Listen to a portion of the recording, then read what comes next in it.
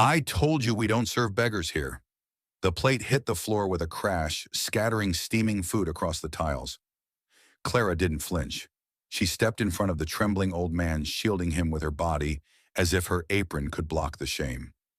Rain pounded against the windows. The few remaining customers looked away, pretending they hadn't heard. She reached into her pocket. Then take it out of my tips. But that wasn't enough. You're fired. Get out. The next morning, just as the sun broke through the clouds, 200 soldiers in full uniform stood silently outside that same diner. They didn't come for coffee. They came for her. Clara James wasn't the kind of woman people noticed. She didn't try to be. At 32, she had grown used to living in the spaces between conversations, filling coffee cups, wiping counters, and offering quiet smiles that went unreturned. In a town like Ridgefield, Kentucky, where the factory had shut down and the paint on every storefront seemed to be peeling in slow motion, being invisible was less a choice than a survival skill. She wore her brown apron like armor, and her ponytail was always tied just tight enough to keep the weight of the day off her shoulders. Most mornings she opened Billy's diner before the sun did. Most nights she closed it long after the last regular had shuffled out. No one ever asked her why she worked double shifts. No one ever asked her much at all. But Clara had her reasons, and all of them traced back to a small apartment with a cracked kitchen window, a one-eyed tabby named Smokey, and a shoebox filled with war medals under her bed. She'd been raised by her grandfather, Henry James, a Korean War veteran, with a crooked back, a sharper tongue, and a heart soft as cornbread. He'd stepped in when her parents vanished into their own storm of mistakes, and he'd raised Clara on stories of discipline, dignity, and doing what's right even when no one claps for you.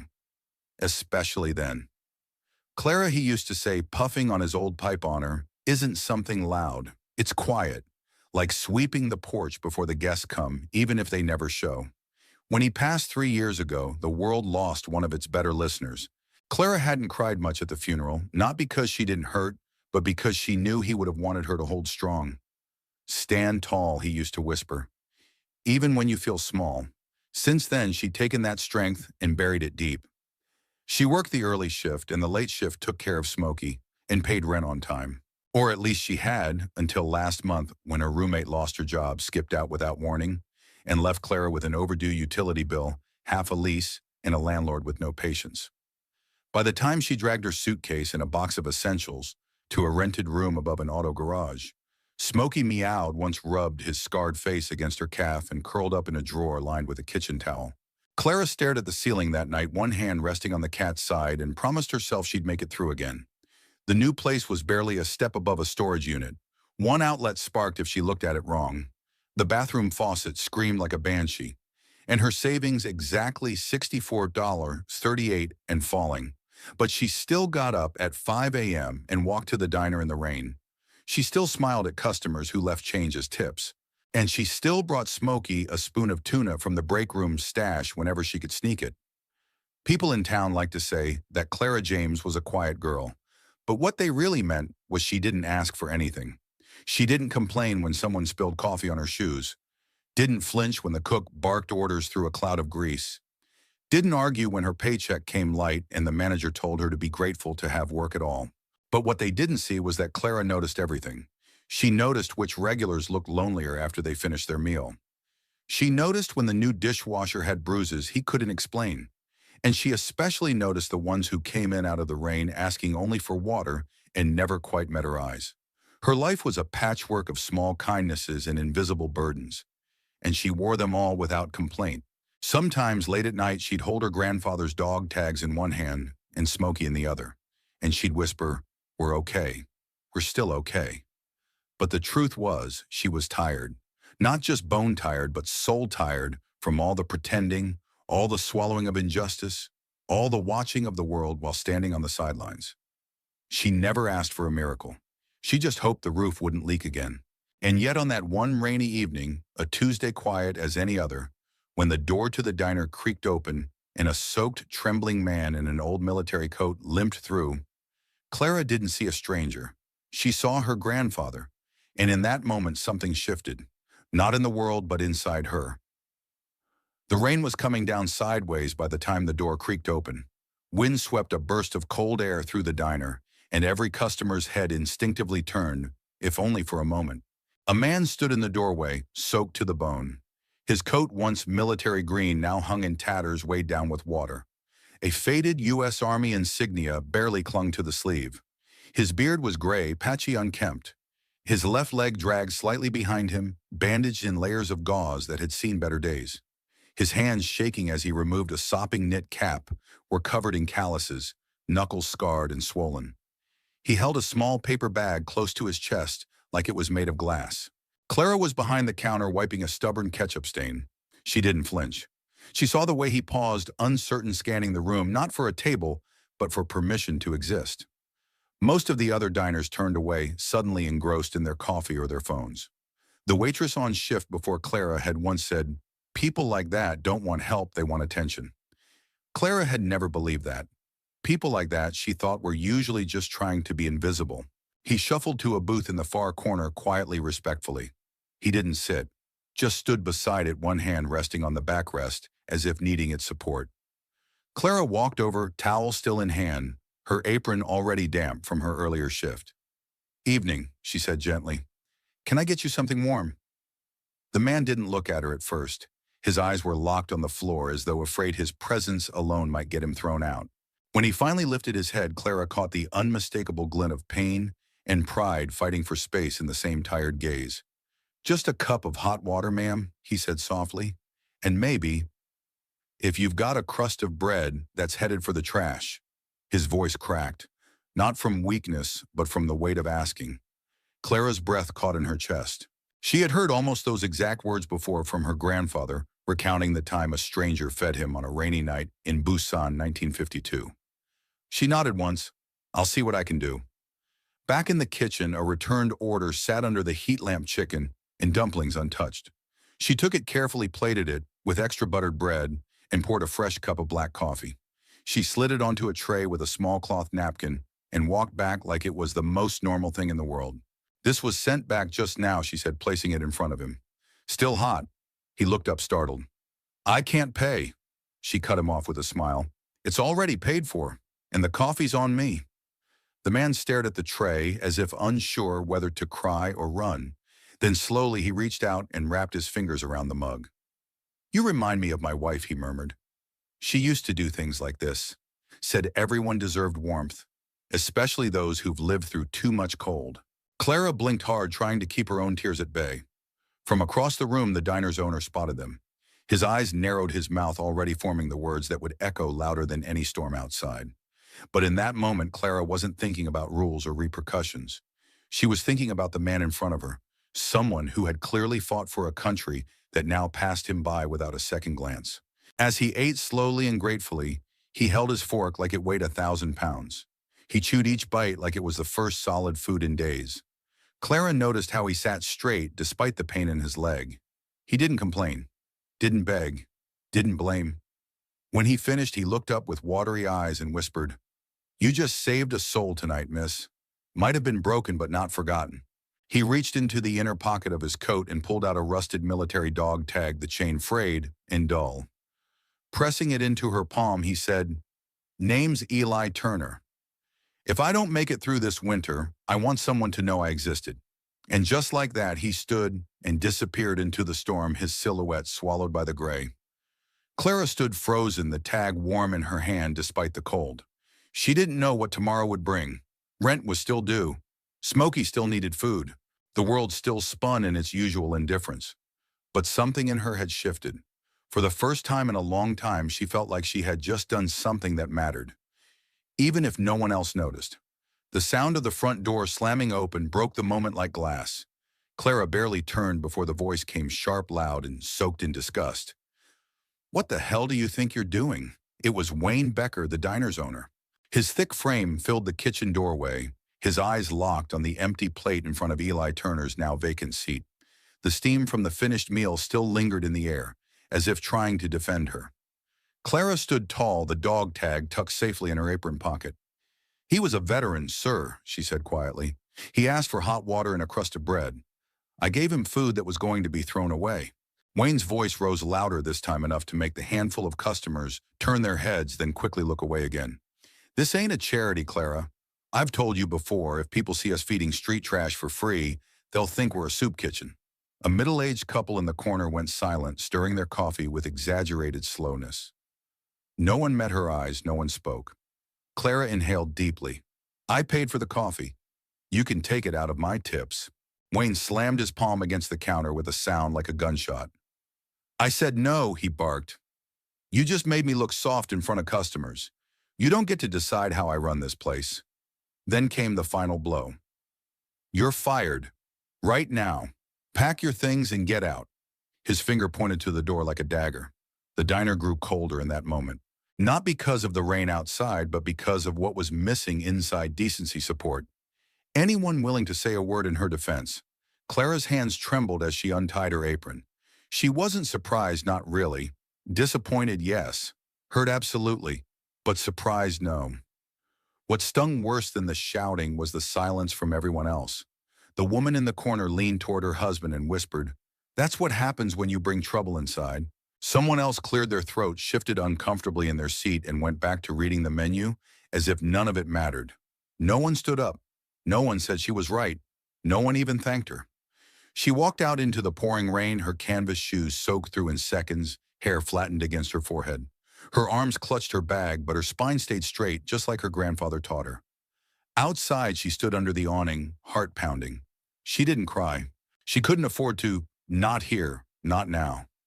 A rustling sound caught her ear. From the alley beside the diner, the veteran appeared once more, hobbling toward her with effort. His breath was shallow, but his eyes still carried that quiet fire. I saw what happened, he said. I shouldn't have let you pay a price for me. Clara shook her head. You didn't do anything wrong. He reached into his coat again and pressed something into her hand. His dog tag. You just saved a shattered soul child, he said hoarsely. You reminded me I wasn't invisible. Before she could speak, he turned and vanished again into the rain. That night, Clara sat in her tiny room, smoky curled against her hip. Her wet clothes hung awkwardly over a chair. The only light came from the street lamp filtering through the blinds.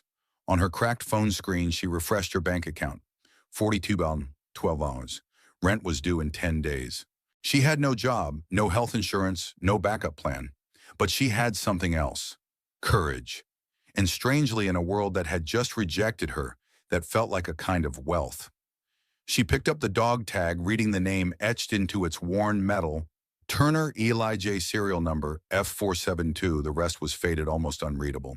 She traced the letters with her thumb, wondering where he had served, what he had lost, and why this country, this town, could so easily forget him.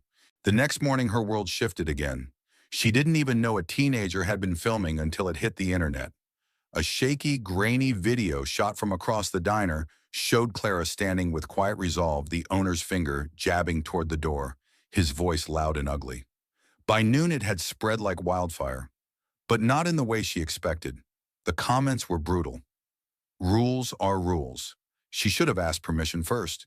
Bet this isn't the first time she gave away food. Maybe she's been stealing. Her former co-workers unfriended her. One messaged her privately, always trying to be the hero. How's that working out now? Clara applied for jobs at 3 other diners that day. None even called her back. At one place, the manager looked at her, paused, and said gently, "We can't risk the attention, honey. Nothing personal." Another didn't even let her finish the application. They just slid it back to her and nodded toward the door. By sundown, she wandered through downtown, cold, damp, exhausted. The dog tag sat heavy in her coat pocket. She passed a bus shelter, and there, curled up beneath a tattered plastic sheet, was Eli Turner, trying to sleep with one arm covering his chest and the other curled around that same paper bag. Clara knelt beside him, set down a small package wrapped in newspaper, half a sandwich all she had, and whispered, "Thank you for remembering me." Then she turned and walked away, unaware that a black military vehicle had pulled up at the corner. Inside, a man in uniform watched her go and made a phone call. The rain stopped just before dawn. It left behind a town scrubbed in silence. The streets shimmered with thin puddles reflecting the first golden light that broke through the low-hanging clouds. Ridgefield's downtown was still asleep. Storefronts, dark traffic lights blinking yellow, and the air thick with the smell of wet pavement and something else. Anticipation. At exactly 6:45 a.m., the rumble began. Not from engines, not from footsteps, but from presence. One by one, black SUVs pulled into the narrow main street, forming a quiet procession that stopped in front of Billy's diner. The first to step out was a man in a sharply pressed U.S. Army uniform, his chest lined with medals, shoulders squared, like a man still carrying a battlefield on his back. He paused outside the diner's door and waited. And behind him, like an unfolding pageantry of discipline and reverence, they came. A line of soldiers, rows and rows of them, dressed in full-service uniform, emerged from vehicles and side streets. Some were Army, some Marines, others Navy and Air Force. All stood in perfect formation along the diner's entrance, stretching down the block, silent and unmoving. No one had to be told to stop and look. Cars slowed, pedestrians froze, shopkeepers peered through their windows. In a town where nothing ever happened, this was something. Inside the diner, Wayne Becker had just finished restocking the napkin holders when the bell above the door jingled. He looked up and nearly dropped the glass he was holding. The uniformed officer stood tall in the doorway, eyes, hard expression unreadable. "I'd like to speak to the owner," the man said. Wayne stepped forward, suddenly pale. I'm the owner." More people had filtered in from the street, now drawn by whispers and camera phones. The crowd outside was growing. The officer removed his cap. "My name is Colonel Matthew Turner, son of Eli Turner." Silence cracked like thunder. Wayne's mouth opened, but no words came. Colonel Turner continued, his voice calm but commanding. "The man you humiliated here yesterday, he's the reason I'm alive." The air thickened. Even the kitchen had gone still. "In 2007, during my third deployment to Iraq, our convoy was ambushed. My transport was hit. 12 of us were trapped. Your beggar carried me 3 miles under enemy fire, with shrapnel in his own leg. He refused treatment until we were all safe." He reached into his coat and pulled out a laminated citation, the Silver Star. "This is his." Wayne's eyes darted around, looking for someone, anyone to defend him. No one moved. "He refused help for years," Turner said, voice cracking slightly. "After my mother died, his PTSD got worse. He disappeared. We searched for months. And now," he said, stepping closer to the counter, "we find him here. Fed and sheltered not by the system, not by the town, but by a waitress. One you fired." There were murmurs outside, phones capturing every word, hashtags already forming. "Michael Rutherford earned medals most men only dream of." Turner continued, slipping into a steadier rhythm. "But he told me once, medals don't feed the hungry." So he pawned this, his Silver Star, to buy food for a homeless family. He paused, then added, "The waitress who stood up for him yesterday reminded me of the country he thought he'd lost." At that cue, a young corporal stepped through the door, holding a small black case. Inside, the very medal Eli had pawned. Turner turned to the door. "Bring her here." Clara had no idea what was happening until someone knocked on the door of her rented room above the garage. A local reporter, flushed and breathless, stood there with a camera crew behind her. "They're asking for you," she said. "The soldiers. The whole block is shut down. Colonel Turner, you have to come now." Clara thought she was still dreaming, but the crowd, the eyes, the uniforms, the salutes was very real. As she approached the diner, the line of soldiers parted slightly. Then at once they all raised their right hands to their foreheads. 200 soldiers, saluting her. A waitress. Clara froze. Her throat tightened. Her breath caught in her chest. No one spoke. No one needed to. Colonel Turner stepped forward, presenting the medal. "My father wanted you to have this." Clara shook her head, trembling. "I can't. It's not mine." Turner gently placed it in her hand. "It is now." The fallout was swift. The diner closed the next day. Suppliers canceled orders. Staff resigned. Veterans groups picketed the front steps. Wayne Becker vanished from town in a matter of weeks. But Clara didn't gloat, didn't make statements, didn't post on social media. She simply returned to doing what she did best, serving with quiet strength. Only now she had help. A veteran-run nonprofit offered her a full-time job, managing a new community kitchen. The soldiers she'd met that day, many came back to volunteer. The line outside her kitchen grew, but so did the warmth inside. And in the corner of her office sat a small wooden box. Inside it, a folded flag, a silver star, and one tarnished dog tag that never left her pocket. It didn't happen overnight. Justice never does. It creeps in slowly, like morning light across a windowsill, quiet, steady, unstoppable. The diner where Clara James once worked now sat dark and empty. Its open 24 hours neon sign had gone cold, and a sun-bleached for lease notice flapped behind the window. For years it had served truckers, townsfolk, and tourists alike. But after that morning, the morning of the soldiers, it never served anyone again. Across town, something new had taken root. In an old warehouse that once stored broken vending machines, the lights now stayed on, late into the night. Laughter echoed down the hallways. The smell of chilly cornbread and warm coffee drifted out through the doors. Clara stood at the heart of it all. The Ridgefield Community Kitchen, operated by a veteran-founded nonprofit, had offered Clara the role of manager within a week of the incident. She hadn't asked for it. She never chased attention. But people like Colonel Turner had made sure her story was heard, not for applause, but to remind the country what real courage looks like. On paper, Clara was now in charge of the kitchen. In truth, it felt more like a family than a job. Former soldiers peeled potatoes beside single mothers. High school volunteers ladled soup next to retired nurses. Smokey the cat, now a beloved fixture, watched over it all from a windowsill, like a war-weary general with one good eye and a soft heart. But the most remarkable moment came 1 week after the salute that changed everything. It was just after 4 p.m. The kitchen was winding down for the day when the door creaked open and a small boy walked in, no more than 7 or 8. He had sandy hair, oversized sneakers, and a serious expression. In one hand, he held a dollar bill folded carefully in thirds. In the other, a cookie wrapped in wax paper and tied with string. He walked straight to the counter and looked up at Clara. "I saw you in the video," he said. "My grandpa was a soldier too. He used to help people. So I wanted to help someone too." He placed the cookie and the dollar on the counter. Clara knelt beside him, hands on her knees, trying not to cry. "Can I use this to help someone else?" he asked. She didn't speak for a long moment. She couldn't. Instead, she placed her hand over her heart the same way 200 soldiers had done days earlier and gave him a quiet nod. No speech, no grand gesture. Just one kind act echoing forward.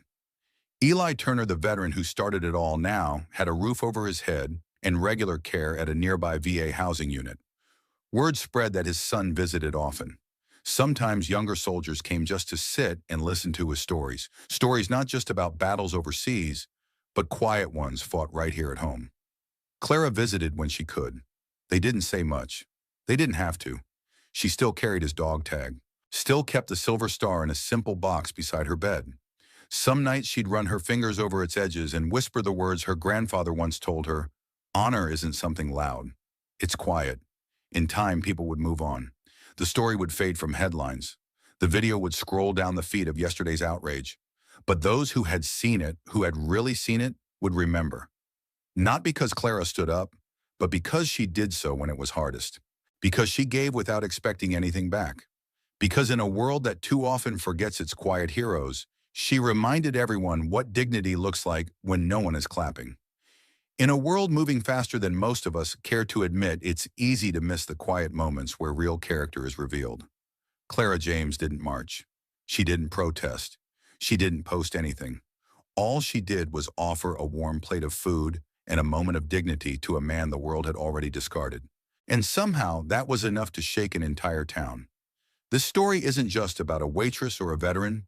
It's about us, about how we choose to treat people when we think no one's watching. It's about the value of kindness without cameras, the cost of doing what's right when no one will applaud you for it. How many people have we overlooked at the grocery store, the park bench, or even our own family dinner tables? How often do we let fear, policy, or pride speak louder than compassion? In today's America, where loneliness is rising and respect often feels like a lost art, Clara's story reminds us that honor isn't always in a medal. Sometimes it's in a whisper, a coffee, a warm meal. We'd love to hear from you. Have you ever witnessed a moment like Clara's? Have you ever stood up for someone when it wasn't easy? Share your thoughts in the comments below. Your story might inspire someone else to act. Thank you for spending time with us today. If this story touched your heart, please consider liking, subscribing, and sharing it with someone who still believes in quiet courage. Here on our channel, we tell true-hearted stories for those who haven't forgotten what dignity means. Because some heroes don't wear uniforms, some just wear aprons.